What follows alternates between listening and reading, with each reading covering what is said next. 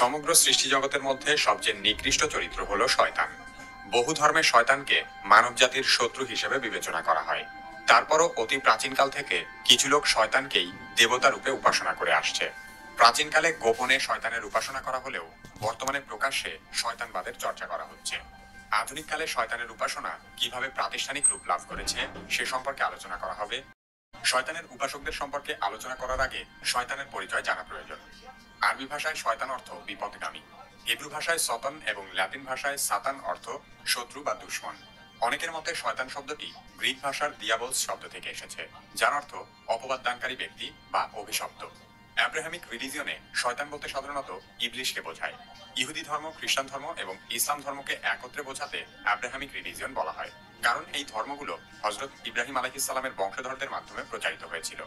বর্তমান বিশ্বের এই প্রধান তিনটি ধর্মেই ইবলিসের অস্তিত্ব সম্পর্কে মানুষকে সচেতন করা হয়েছে। ইবলিশ হলো দুষ্টু জিন, যে মহান আল্লাহর হুকুম অমান্য করে অভিশপ্ত হয়েছিল। অ্যাব্রাহামিক ধর্মে ইবলিশ শয়তানকে বিপথগামী দানব হিসেবে প্রকাশ করা হয়, যে মানুষকে সবসময় খারাপ কাজ করতে অনুপ্রেরণা যোগায়। পবিত্র কুরআনে 100 বার শয়তানের কথা উল্লেখ করা হয়েছে। শয়তান প্রসঙ্গে কুরআনে 1 বার খান্নাস, 11 বার ইবলিস এবং 88 বার শয়তান নামের উল্লেখ রয়েছে। শয়তানের উপাসনা সম্পর্কে আল কুরআনে বলা হয়েছে, হে আদম সন্তান, আমি কি তোমাদেরকে বলে রাখিনি যে শয়তানের ইবাদত করো না, সে তোমাদের প্রকাশ্য শত্রু। পবিত্র কুরআন এবং বাইবেলে শয়তানের প্রতি ভক্তি প্রদর্শন বা শয়তানের প্রশংসা করাকে শয়তানের উপাসনা বোঝানো হয়েছে। ইসলাম ধর্মে শয়তানকে মানুষের প্রধান শত্রু হিসেবে গণ্য করা হয়। পবিত্র কুরআনে শয়তানের শত্রুতা সম্পর্কে বলা হয়েছে, শয়তান তোমাদের শত্রু, অতএব তাকে শত্রুরূপেই গ্রহণ করো। সে তার অনুসারীদের আহ্বান করে যেন তারা জাহান্নামী হয়। বহু প্রাচীনকাল থেকেই পৃথিবীর বিভিন্ন প্রান্তে শয়তানের উপাসনা চলে আসছে। শয়তানের উপাসকেরা শয়তানকে দেবতা রূপে গ্রহণ করে। শয়তানের উপাসনার উদ্ভব হয়েছিল প্রেত চর্চা, ডাইনি আর অপদেবতার আচার অনুষ্ঠান থেকে। প্রাচীন মিশরীয় সভ্যতায়ও শয়তানের উপাসনা করা হতো। অধিকাংশ সময়ই বিপদগামী লোকজন গোপনে শয়তানের আরাধনা করত। সেসব শয়তানের উপাসকেরা সংঘবদ্ধভাবে প্রকাশ্যে তাদের ধর্মমত প্রচার করতে সক্ষম হয়নি। আধুনিককালে প্রচলিত শয়তানবাদী ধর্মের মহাগুরু হল অ্যালিস্টার ক্রাউলি। ছেলেবেলা থেকেই ক্রাউলি খ্রিস্টান ধর্মকে ঘৃণা করত। সে দাবি করে 1904 সালে মিশর ভ্রমণের সময় আইওয়াস নামের এক অপদেবতা তার সাথে সাক্ষাৎ করে। এরপর থেকে অ্যালিস্টার ক্রাউলি নিজেকে শয়তানবাদের নবী মনে করে। অনেকের ধারণা ক্রাউলি শয়তানকেই প্রতীকীভাবে দেখেছিল। আইওয়াস নামের সেই অপদেবতার কাছ থেকে প্রাপ্ত নির্দেশনায় অ্যালিস্টার ক্রাউলি একটি বই রচনা করে। বইটির নাম the book of the law. এই বইয়ের মূল মন্ত্রই হলো, যা ইচ্ছে তাই করো, এই হলো পূর্ণাঙ্গ বিধান।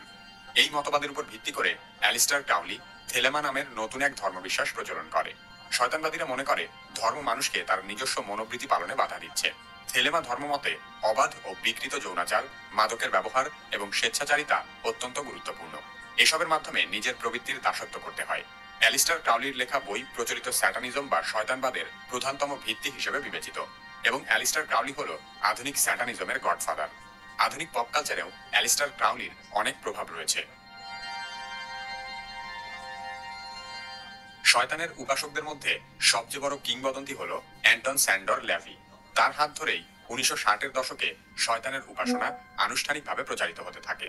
অ্যান্টন ল্যাভি 1966 সালে মার্কিন যুক্তরাষ্ট্রের ক্যালিফোর্নিয়া রাজ্যের সান ফ্রান্সিসকো শহরে চার্চ অফ স্যাটান বা শয়তানের গির্জা প্রতিষ্ঠা করে। তাকে শয়তান উপাসকদের পোপ হিসেবে তুলনা করা হয়। চার্চ অফ স্যাটানই মূলত আনুষ্ঠানিক স্যাটানিজম বা শয়তানবাদের প্রবর্তক। দি স্যাটানিক বাইবেল নামে তাদের একটি ধর্মগ্রন্থও রয়েছে। বলাই বাহুল্য, শয়তানের বাইবেলের রচয়িতাও অ্যান্টন ল্যাভি। অ্যান্টন ল্যাভি শয়তানের উপাসনার উপর আরো বেশ কিছু বই লিখেছে। বইগুলো হলো the satanic ritual, the satanic which, the Devil's notebook এবং স্যাটান স্পিক্স। শয়তানবাদের এই মহাগুরু শুধু বই লিখেই ক্ষান্ত হয়নি। শয়তানের নামে তার 3টি সঙ্গীত অ্যালবামও আছে।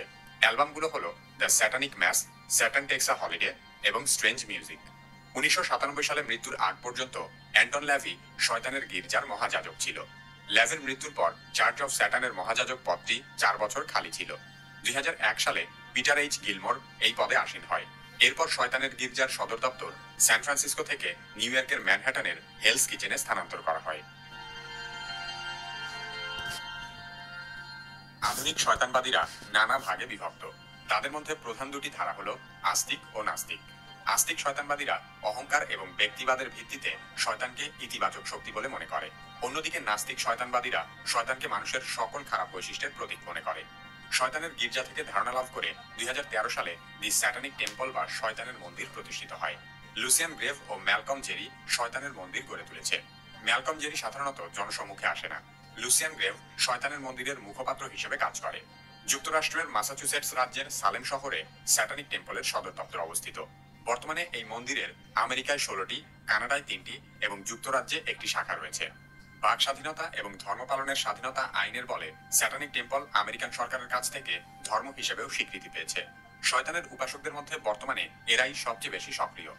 2020 সালে দক্ষিণ আফ্রিকায় আরেকটি স্বতন্ত্র শয়তানের গির্জা প্রতিষ্ঠিত হয়েছে। পূর্বে আলোচিত গোষ্ঠীগুলোর সাথে তাদের কোনো সম্পর্ক নেই। শয়তানের উপাসনাকে কেন্দ্র করে প্রাচীনকাল থেকে বহু গোপন সংগঠন পরিচালিত হয়েছে। শয়তানকে তুষ্ট করার মাধ্যমে নিজেদের স্বার্থ হাসিল করাই তাদের উদ্দেশ্য। অধর্মের চর্চা করা সংগঠনগুলোর মধ্যে সবচেয়ে আলোচিত নাম ইলুমিনাটি। ইলুমিনাটির মূল উদ্দেশ্য হল সমাজে ধর্মনিরপেক্ষতা প্রতিষ্ঠার মাধ্যমে মানুষকে প্রকৃত সৃষ্টিকর্তার উপাসনার বদলে শয়তানের